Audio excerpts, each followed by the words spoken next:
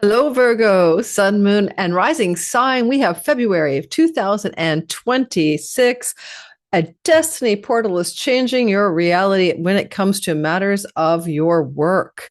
And it may also be connecting this month ahead to changes in your significant long term relationship part of your chart.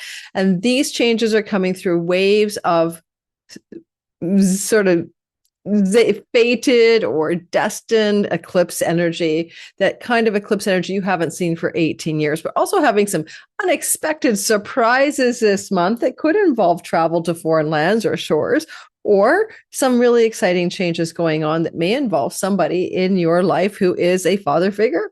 We'll talk about that as well. We're going to break this month down into itty bitty, week by week, blow by blow. So get ready to time your best month with me in our 30 minutes together here today. Take some notes, grab a coffee, tea. My name is Lori Lothi, and I am your astrologer. We are using the Western Tropical Zodiac. This is not Vedic or sidereal astrology. Finally, if you are at all interested in timing your best year, 2026 is here. We have my 12 videos. Those are literally at the December sale price. I decided to keep on extending it to honor the fact that financial hardship is a big part of many people's lives right now. So honestly, I'm giving you 2 to 2.5 hour videos each, one for each sign. The bundle is only $55. $22 just for your sign. If you want to pick one, Sun, Moon, or Rising, go for it. And everything about that is in my description box below. And don't forget, if you're an intermediate astrologer, a lot of you already know, intermediate level astrology lessons will be taught by me on Divine Timing Masterclass. 4 classes in the month of probably March. It could be April. If you want to get into those classes and you want to sign up, please check my description box below. I'll see you there. That is going to be a class I've only taught once before in 2022, and I'm teaching it again with some new content.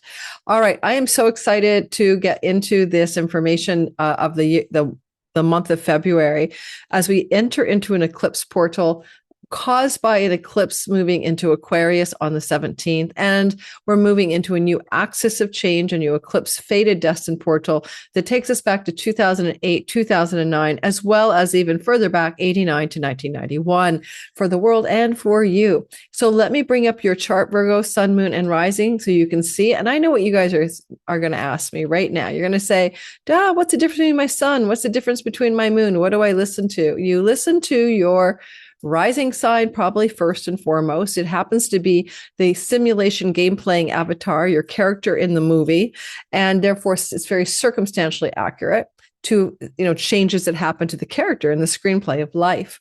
The Leela, the play of God. Your sun sign is your avatar. Is your game player. The rising is your avatar in the game. Your sun sign is the actor. The role that the actor plays is the ascendant. Alrighty. The sun sign becomes more active after the age of 44. So use it as you will. But I find that unless people are living an examined life and diving into the deepest core of who they are, they often operate on the surface of their character.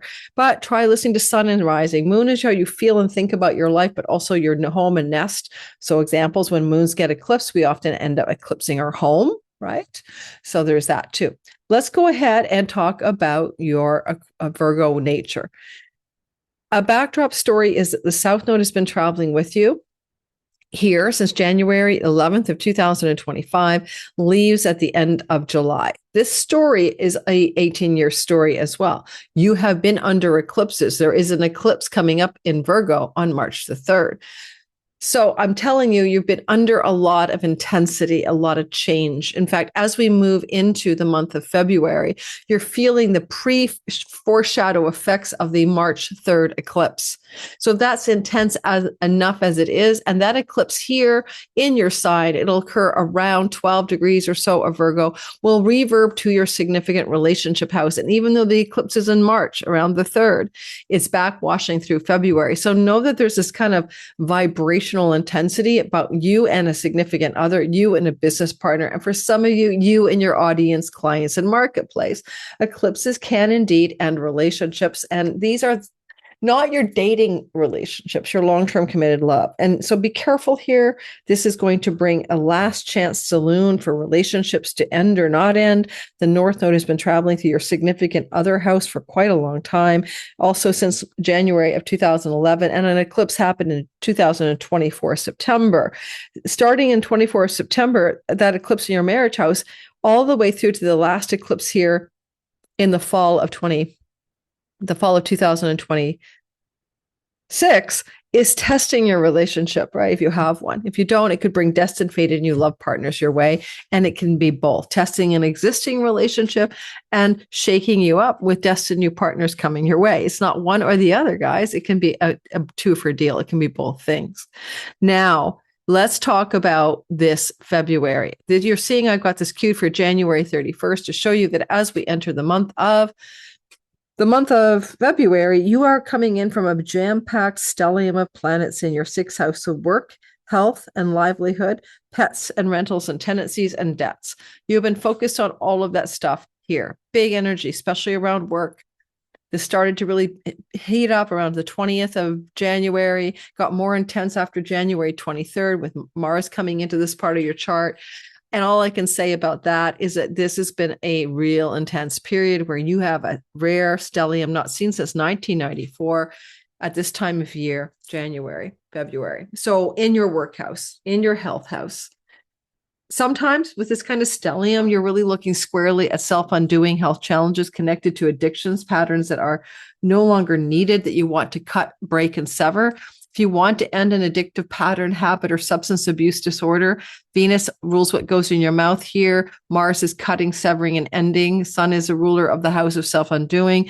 You came in about January 23rd to the ideal circumstance for a cleanse, a detox, or a letting go of some addictive substance, habit, or pattern. So I'm encouraging you, if you're trying to do dry Jan, don't give up. Keep on keeping on. If anyone can do it under a sky like this, it's you guys. Now, the other thing I'd say, as you come into this month with all that energy, all that intensity, and I've done a video on this stellium, you're going to notice that the beginning of the month, the first thing that happens on February the 1st is a moon.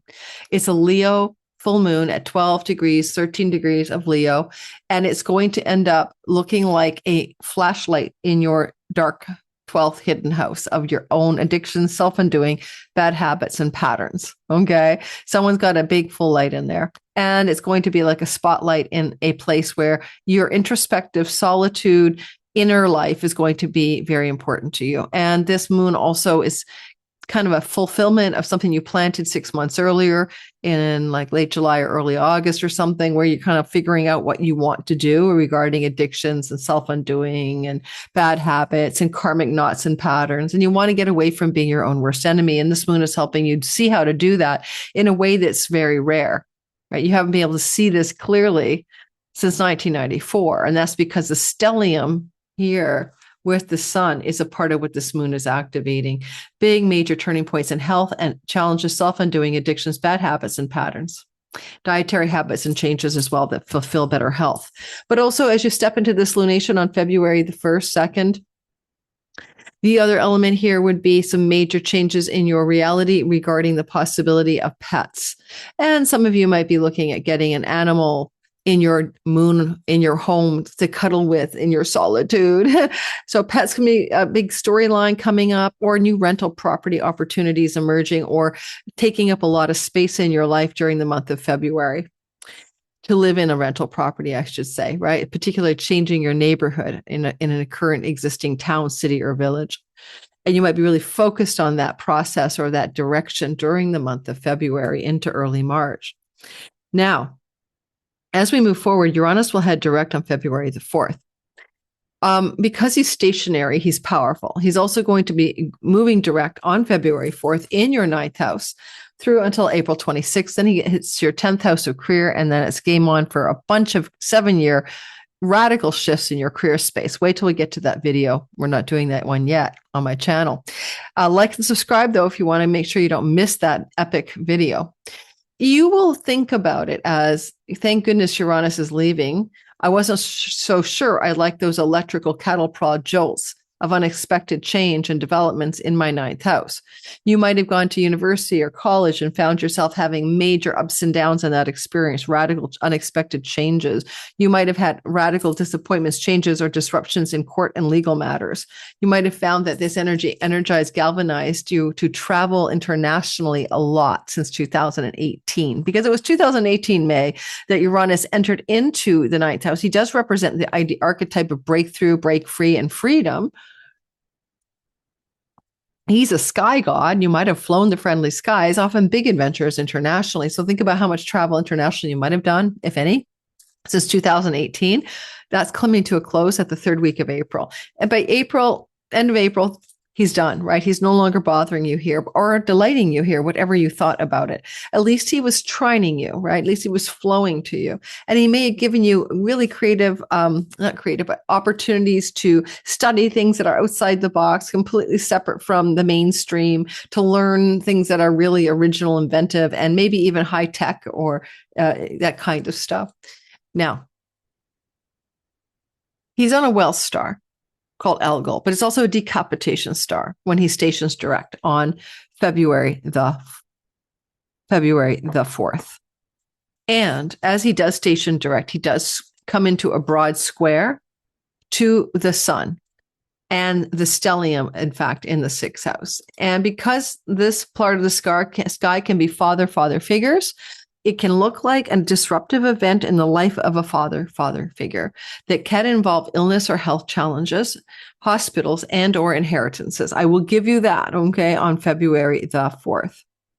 And maybe 2 or 3 days before and up to a week later for that stationary intensity to activate more fully. Up until actually about February 15th, 16th. Now, on February the 5th, the first of 4 disruptive, unexpected changes or things that are happening that you didn't quite anticipate begin.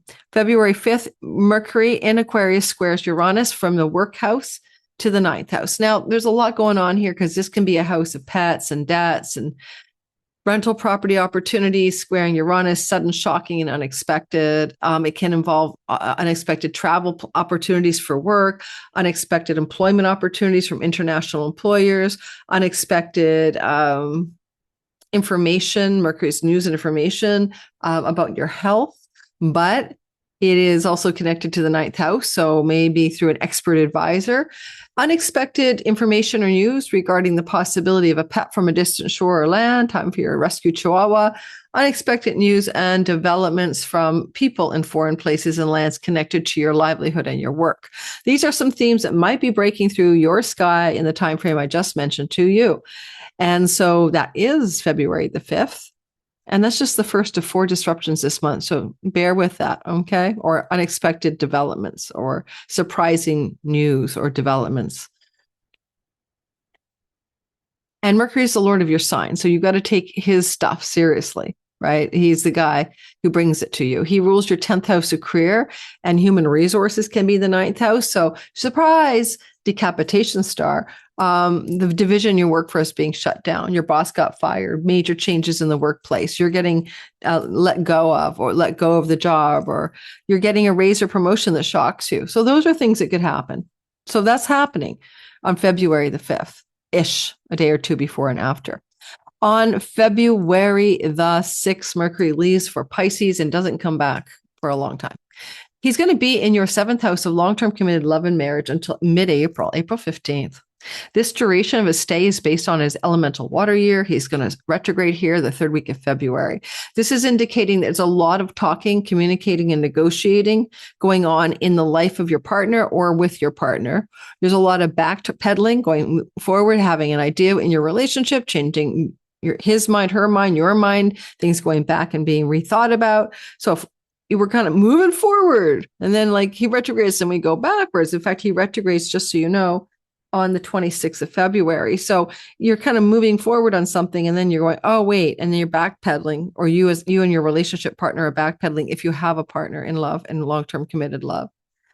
And contracts you wish to deal up, negotiate, legal or otherwise, are also going to have to be reinvestigated and revised. Nothing's going forward in a straightforward manner here through to mid-April.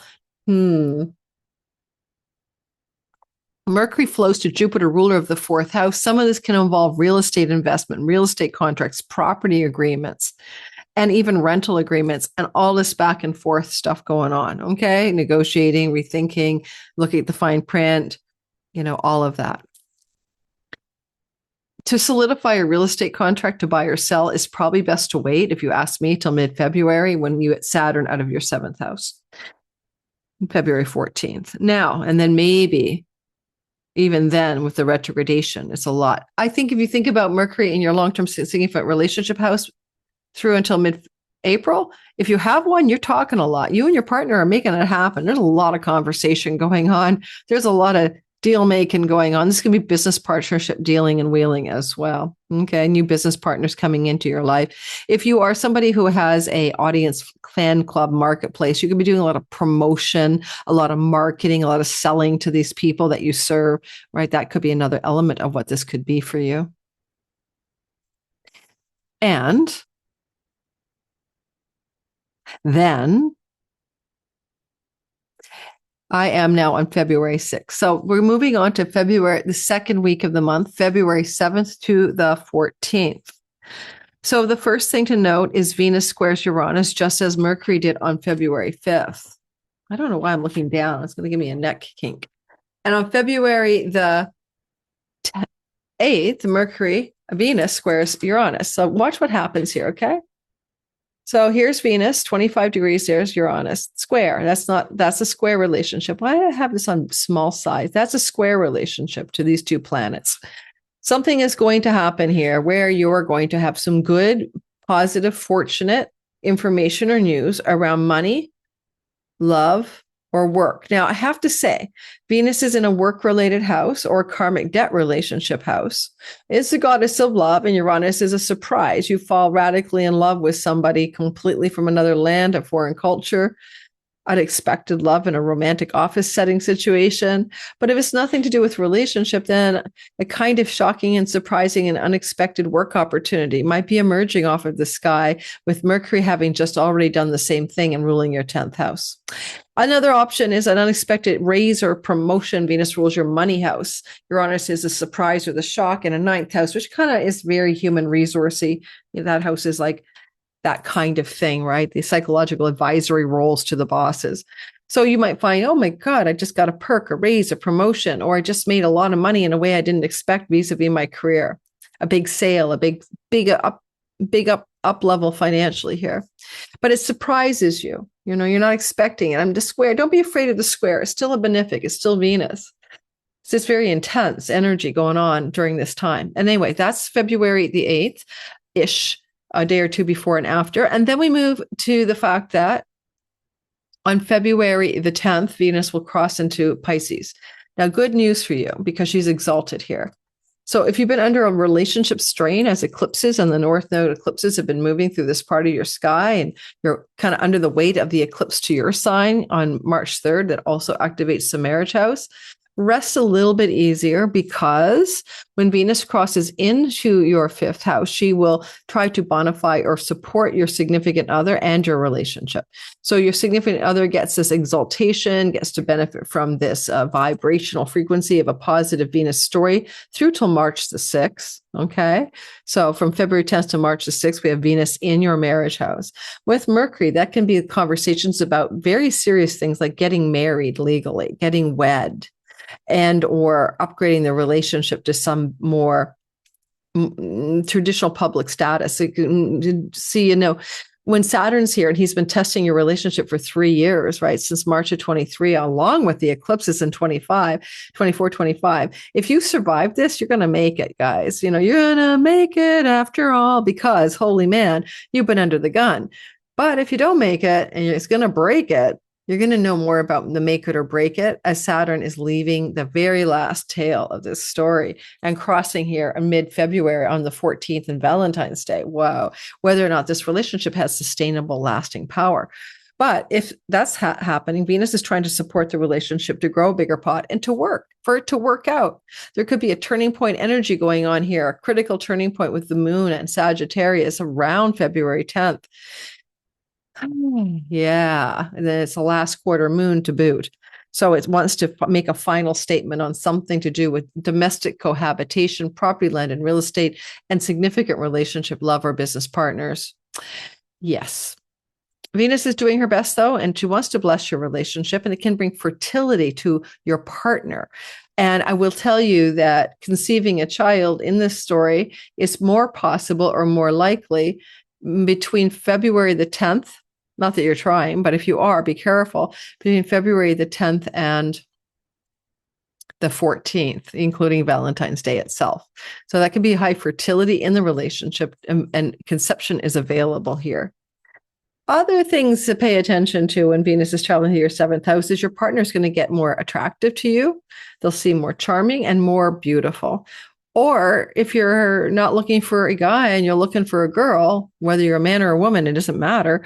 This could bring a very beautiful new relationship into your world. This karmic and destined that could go the distance, is fated with a female, right? So keep that in mind too. And maybe the Uranus square was a shock of falling in love with a man or a woman, the same gender as you, if you didn't think you were actually possibly bi or gay. Okay. All right. I think all women are bisexual unless they're uptight. Okay. We are way more easy with, we love who we love, not what genitals they have under their clothing. Now, I want to mention also that Mercury is going to crash into the North Node. And this is not a negative thing. This is good news or positive news. Venus is bonifying this conjunction. You'll feel it on the 11th and 12th. And so again, that has wedding proposals, marriage proposals, being asked on a date with somebody that you're going to fall in love with, that you think is beautiful, who you're deeply attracted to, who might have a feminine essence, whether they're really a female or not. They might be creative, artistic, and beautiful in your eyes. Would be a fated new love story. If it's to happen, it's pretty well a destiny story. Now, you could also want to look at the next story, which is that you could wonder about this transition on the 14th of the month. We're going to talk about Valentine's Day, the 14th, the 21st, the third week. This transition of Saturn into Aries, where he's going to spend 3 whole years until April of 28. He did test the waters last summer for a little bit of time. Okay. I think that would have been June, July, August, but he is full on, never leaving for a long time until April 28, 3 years. This is an important story, and you're going to feel the beginning of something new here around the 20th. We'll get to that. It is where you're going to get very serious about your chunky money. This can be resources with a spouse, inheritances, investments. This is a story where money becomes a place where you want to structure it. You might get it incorporated, find out new tax shell structures. You might get serious about investing. You might find with the Saturn type of story that you are also saving more money to invest, right? Saturn is the exaltation lord of your pocketbook and wallet. You want to start making money, make money for you in a structured, serious, and very solid way. Now, this could also be situations where Saturn transits through this part of your chart for quite a while, where you're able to structure debt and eliminate debt over time. You begin to pay down the credit card, the mortgage, whatever debt you hold can be consolidated and structured and paid off. And there's so many more things I could say about this because I'll be doing a separate video on it. But just know there's a sea change here. The last time Saturn traveled through your 8th house of chunky money was quite a while back. It was 1996. Why do I remember this? April of 96 to February of 1999. So some of you may remember that time frame. Some of you may not remember that time frame. So it depends on your age. Alrighty.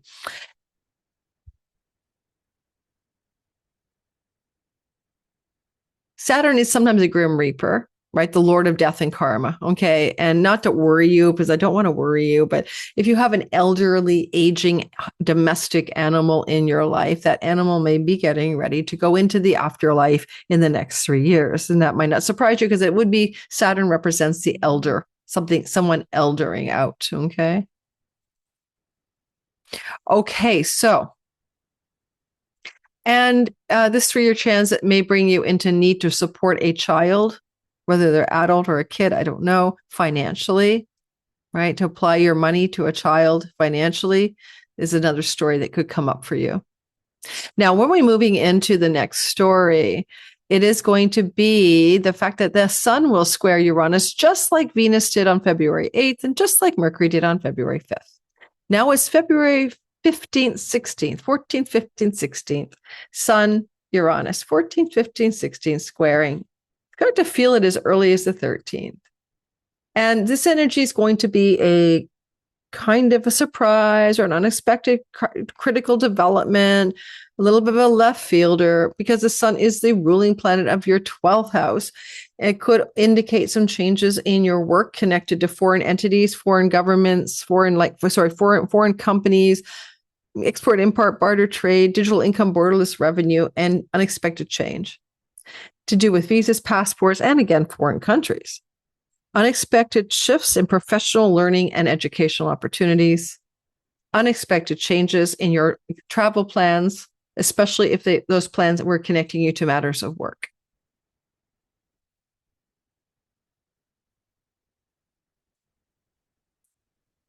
As we move past that square, which only lasts for a couple of days, let's go 13th, 14th, 15th, you're really feeling it. But anyway, we move into 16th, 17th energy with good news. Good news because Mercury, the Lord of your sign, trines Jupiter, the god of good. Good news, good developments, fortunate opportunity here. This is the house of great gains in one's career. This is the house of contracts and agreements. You might be presented with a negotiation, a contract agreement to sign legally connected to advancements in your career that you would say to yourself, that feels really good, feels like a destined and positive direction for me. Similarly, it could also be the same thing for your spouse. Okay. And the other element going on is that you could also get some really good developments in your long-range goals and plans and dreams, or some positive developments connected to the life of a sibling 1 older, or some positive developments connected to the life of a sibling 3 older and 3 younger. So a lot of sibling energies are in here as well. If you're looking at your significant relationship house, and we have Mercury trining Jupiter, there could be some very positive developments connected to your social groups of belonging as a couple, and something really good news, good fortune coming through the sky that could even feel a little bit like a golden opportunity, a windfall, a lucky break, or someone in the social settings of friends, allies, and benefactors offers you a golden opportunity in a professional way through, back channels or something like that. Favors from friends in high places, for example. The solar eclipse on the 17th of the month is going to take you back to 2008, 2009's eclipse cycle and 1989 to 1991. Now, those eclipse cycles are back again. This is going to be an eclipse in the sign of Aquarius. This is your 6th house of work, home, work, tenancies, rentals, pets, and debts, health, work routines especially. There is eclipse energy here, but it is also intertwined with the North Node, which is what causes the eclipses on the ecliptic, in the marriage house, in the contracts and agreements house. So new employment contracts could occur. Your significant other could get a change of job and a new opportunity. Your significant other may have to travel abroad for work, or move abroad for work. And will you move too? You could find that this energy is going to open up a eclipsing of a health challenge so that you no longer have it, or an eclipsing of an addiction so it no longer bothers you. This is a 6th house eclipse to eclipse the debt. If you owe money, you might find that this debt can be removed from your life. Now, the eclipse can do that, not just now, like on the 17th, but you're feeling it building up 6 weeks before and up to 6 months after. So as you head into this month, some of this might already be familiar to you. With Pluto here, these eclipses are different and not at all like 2008, 2009, and 89 to 91, because Pluto, the god of wealth, transformation, catharsis, regeneration, transformation, wasn't here. So these are much more intense energies. It's really good for addiction removal, to say the least, because where the sun sits in Mars, but it can also have a lot to do with major changes in your work life and professional direction. And don't think it's all at once, because you have to give it a good 6-month rollout too after the eclipse to know where this is going to land you. Relationships that have been in a dating mode and haven't quite galvanized to full-time, live in love or moving in together, moving on to get married, that can galvanize a change in the status to something more serious, something more committed on a relationship that has been like lagging in that direction.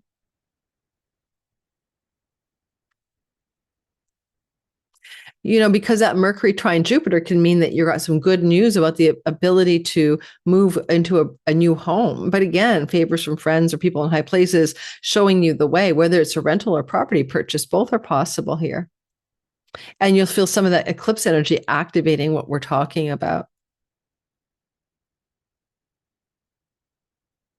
When I talked about inheritances with Saturn moving through your 8th house, this is also going to be money that you inherit as a couple from your significant other's family of origin or your in-laws, in other words. So that story could unfold as well, helping you both eliminate debt, you eliminate debt in the 6 months that follows this eclipse or the 6 weeks that precedes it. Eclipse is happening at 28 degrees, by the way, of your 6th house. And as you can imagine, it is intense because it does activate Uranus. And so we'll be doing a whole video on that. So I want you to stay tuned for that intensity for that eclipse with Mars there. And some of that could be work. We're going to have an unexpected opportunity to travel abroad, but also to work abroad. And some of this may involve your partner if you have one. Would you look for a new relationship under these eclipses? Only if you're probably looking for somebody connected to foreign lands and distant shores. Not that you're looking for that, but there's something about like that 9th house activation with this eclipse from the dating house and the North Node in the marriage house. New relationships will bring you into contact with relationships that are fated and destined, relationships that are karmic and karmic debts, relationships that are outside the box of your natural MO in love, something very different. Right. As I think I said, like, oh my God, I'm bisexual. Oh my God, I'm gay or whatever. Something completely new. Oh my God, this person's a different religion, skin color, ethnicity, not my type. All right. Now we move on. Venus will conjunct the North Node on the 17th, the day of the eclipse as well. So a day or two before the 17th, you're feeling the bonification energy of Rahu. North Node is malefic at times, but Venus is benefic. So her beneficence increases and the North Node's malefic energies decrease. And Mercury is like news and information. There's still all a bundle here.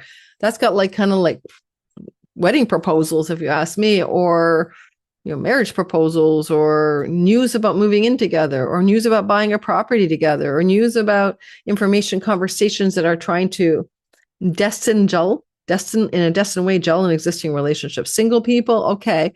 Single Virgo, your Lord is in the house of the other person, destiny, and someone beautiful and attractive and feminine in their essence. This could be galvanizing a desire for a new relationship if you're single, and maybe bringing your attention to somebody because maybe you got introduced to social networks and groups of friends. Jupiter retrograde here could indicate this could be a new love story connected to your past as well. Like Jupiter retrograde in the house of friendship circles means you might have met this person already through groups of friends. So this is not a brand new person, but the relationship might be picking up a brand new energy, if you know what I mean. From flirty fun and a distant eye bat to and wink to a first kiss or something. Now we go on to the next story. The next story is a Saturn-Neptune conjunction, which is the beginning of something new for 3 years. This is where we see something that hasn't happened for 6,000 years at this degree, but since 1703, in general, we saw a conjunction of Neptune and Saturn in Aries. Now, in the world, it's one thing. In your life, it's about the money and the chunky money, or deepening your mastery of your intuition and your occult mysteries, right? I am the master of the art of tarot, numerology, dowsing, crystal ball gazing. I'm mastering the art of my imagination, my intuition, my spiritual depth, and through the masterful energy of Saturn over time, over 3 years with discipline and hard work, you can do that. But also it's the beginning of a reset button to really galvanize your financial situation in new directions as well. And Saturn does have rulership of certain parts of your chart. And one of them is your work house. So some of this is going to come through the work areas, but also through inheritance monies from your partner of origin's family or your own life, your own family of origin.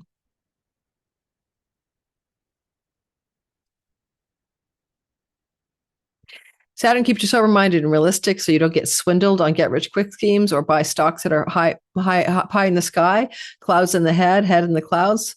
And you could be definitely looking at new psychic abilities or old ones that you didn't develop really becoming more available to you as well. Now, that's a story that runs for 3 years. So that's really the big beginning on the 20th. On the 22nd, Venus, now we're moving on to the 21st to the 28th, the last week of the month. On the 22nd, Venus trines Jupiter. Well, benefic upon benefic, right? Exalted upon exalted. Rainbow and unicorn moment on the 22nd. Watch the sky. Rainbow and unicorn as the moon forms a rainbow and unicorn mini grand trine. That's an exalted moon in your 9th house, exalted Jupiter in your 11th, exalted Venus with the North Node in your 7th. This has got, again, because of the house of churches and synagogues, maybe you're planning a wedding, setting a date, getting a marriage proposal, planning or taking a beautiful trip abroad to a foreign land, a distant shore, getting a very lucky break, feels like a windfall, in getting accepted at your favorite college or university, getting an opportunity to secure work in a meaningful place that has a humanitarian edge, getting a gorgeous opportunity to get your book publishing deal accepted or published at a dream come true publishing house, getting some kind of legal outcome that totally favors you in ways that you couldn't imagine would happen. If on a very practical note, like it's good for travel internationally, but you don't have to take the trip on the 22nd. It could be the illumination of a plan for that trip. That lunation in the Taurus part of the sky is a waxing crescent moon. So there's a risk-taking extreme energy to go for it. Plan that international trip. That trip can be connected to social groups and friendship circles. So to take a trip abroad in terms of friendships, yeah. Good for deals and legal contracts connected to publications and professional agreements that exalt you. So it's such a lovely golden energy. I feel like the rainbows and unicorns is actually here on February 22nd. So that day is exquisite. And there are still some surprises, right, Uranus, but it could be very positive. Could feel a little windfall-y, but it's really nice. On the same time frame, right, there's that Venus trine Jupiter and this mini trine. I mean, it's all gorgeous as all hell. Good luck, good news, good opportunity, good fortune, lucky breaks, extraordinary energy. On February 25th to the 28th, Mars squares Uranus, the 4th square to Uranus. Recapping, okay? February 5th, Mercury squared Uranus. February 8th, Venus squared Uranus. These are unexpected developments. February 15th, 16th, Sun squares Uranus. Now, finally, Mars does the same thing from the Aquarius sky. Well, this is Mars wanting to cut and sever and choose, decide, motivate, go in a direction. Mars is saying we have to make a decision here, but he's not visible till mid-February, so you might not be able to execute the plan or take the actions based on decisions, but there's a decisive quality to Mars here. And he is in a square to Uranus, which it may not be a shock to you. You might make some professional decisions that shock the world. You may make some dating decisions that shock the world. You make some decisions around your health that shocks the world or shocks you or shocks someone, surprises people. Unexpected decisions need to be made around professional employment and international companies or international settings for your job. Yeah, and Mars is the ruler. And Mars is also the exaltation lord of your romance house. And sometimes people date in the 6th house. So there may be some decisions about dating or actions you're planning to take to date somebody, right? And there's a quality of electric exhilaration going on here as you contemplate a dating possibility.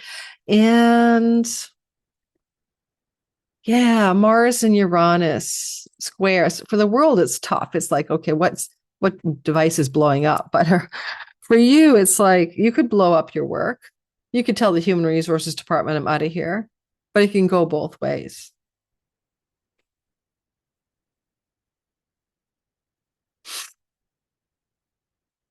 Well, there could be an exciting development with a change of location for where you live to a new neighborhood. But the Mars thing is about the decisions and the actions you take to execute that. And it could be a new rental opportunity, most likely in this chart, to rent a property out, to move to a new rental, to rent your own home out, and some executive decision making that seems a little bit outside the box or a little bit exciting. One of the two. That's again the 25th to the 28th. On February the 26th, we'll see Mercury retrograde at 22 degrees of Pisces through to the 20th of March. All I can say about that, as I told you, is a lot of I'm moving forward with this relationship, this contract, this public agreement, this negotiation. I'm going to go back and rethink it. Right. So now you're doing some rethinking, revising, and renewing and reinvestigating and redoing it all. So that's just the thing. You'll see. You'll hear from spouses and former long-term love partners from the past, February 26th to March the 20th, coming back into contact with you as well. Or your partner is going to change their mind and renege on an agreement you guys made together. And then on the 27th, the North Node and Sun come together, intensifying solar energy for you in the house of significant other, activating the house of self-undoing and addictions. There might be some intensity with a spouse with an addiction or you and an addiction and changing it up and making decisions about that, and a big spotlight on your partner's life as well, especially if they're holding addictive challenges in their life. They're getting ready to cut, end, and sever, or you might be pressuring them to do that, and it could work both ways.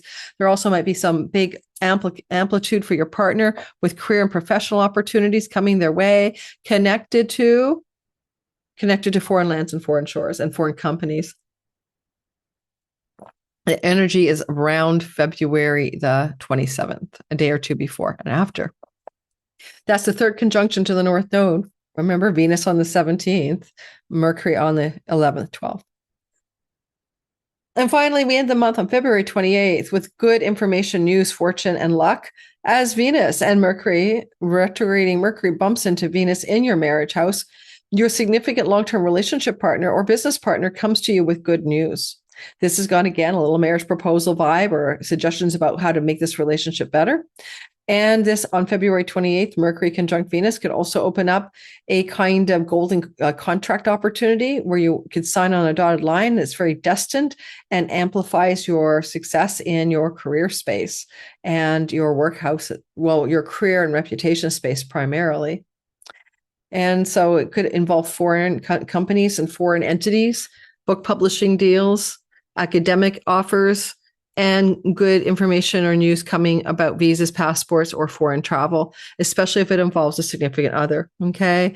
It feels very opportune. It feels very positive. And that's what I've got for you. Don't forget, Mars will enter into March 2nd, your marriage house. Venus will still be there. If you're single, March 2nd to March 6th can bring a sexy, powerful new love story.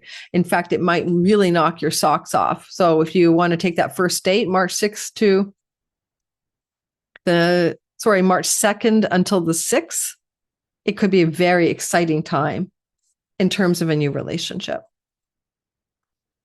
That's what I got for you. Don't forget to like, subscribe, and hit the notification bell. In my description box below, you'll find my Substack. Pluto Chronicles will write freely, unencumbered, without any worry.